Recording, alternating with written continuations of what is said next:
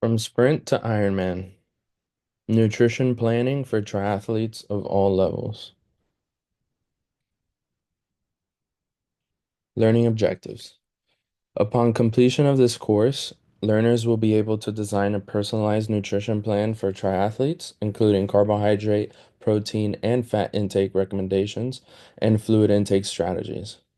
They'll also be able to identify and explain the importance of key nutritional periods for triathletes, including pre-training, during training, and post-training, as well as competition nutrition. They will also analyze common nutritional challenges faced by triathletes, such as gastrointestinal distress, dehydration, and electrolyte imbalances, and provide evidence-based solutions.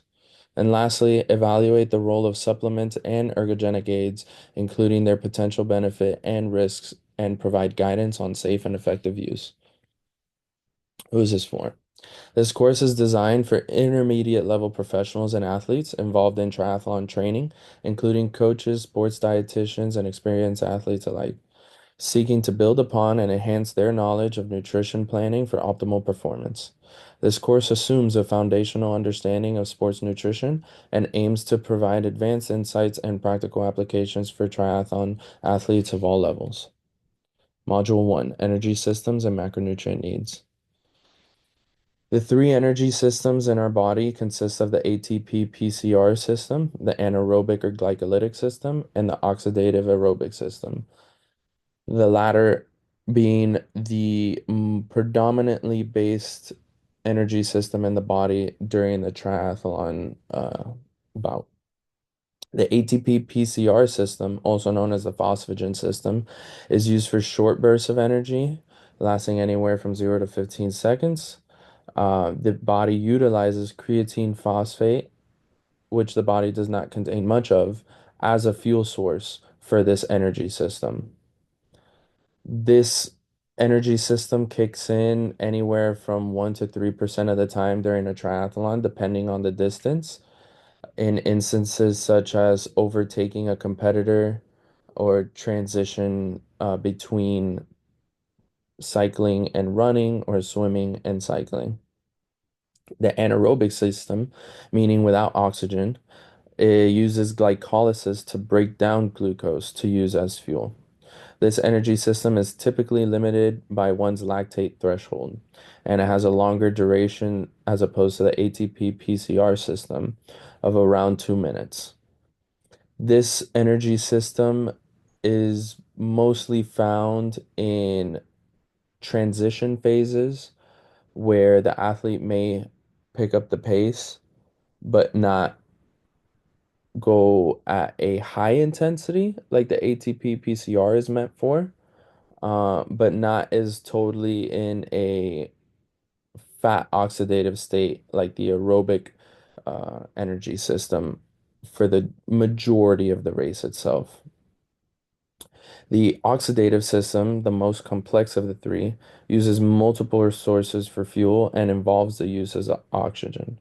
It uses glycogen, fat, glucose for extended bouts of exercise, primarily used during lower intensity when compared to the other energy systems, but especially in the case of triathlon, is still a relatively high intensity compared to most bouts of exercise.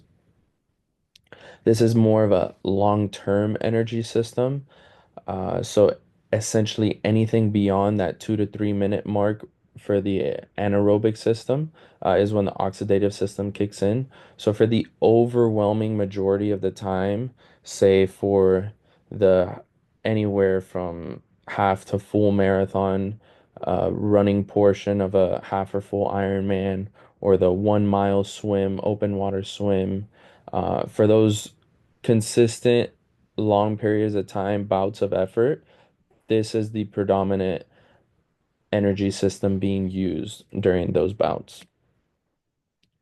Some specific examples here you have different distances between the sprint, Olympic, half Ironman, and full Ironman distances, which are going to be the most popular raced and trained for distances in triathlon.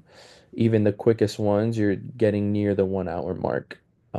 And at the fullest extent of a full Ironman, our time cap of 17 hours, you are for sure going to be predominantly in that oxidative state, as opposed to that ATP PCR system or the anaerobic system, which usually just tend to kick in during specific instances or moments in race. Macronutrient needs, according to Marquette et al., 2016. In a study published in Medicine and Science in Sports and Exercise, dietary periodization was shown to cause improvements in performance and endurance athletes. But more so than that, we also noticed that this study specifically prescribed diets based on athletes' body mass. Each triathlete was prescribed 1.6 grams per kilogram for protein intake, 5.5 grams per kilogram for carbohydrate intake, and 1 gram per kilogram for fat intake. This falls within the general recommendations for endurance athletes based on intensity exercise. Fat intake across the board seems to be recommended that no less than 20% of total caloric intake come from fats.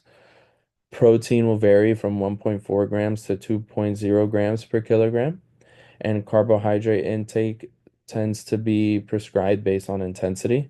So for more moderate intensity or just total overall volume of training, 5 to 7 grams per kilogram is recommended. And then for higher intensity or higher volumes of training, 8 to 12 grams per kilogram is recommended. Some stats for you: as much as nearly 12,000 calories can be burned across a full Ironman. Although the glycogen stores in the body can only provide around 2,500 of these calories. The predominant energy system is going to be the oxidative system, and that's where most of that energy difference is going to be coming from, the fat in our body.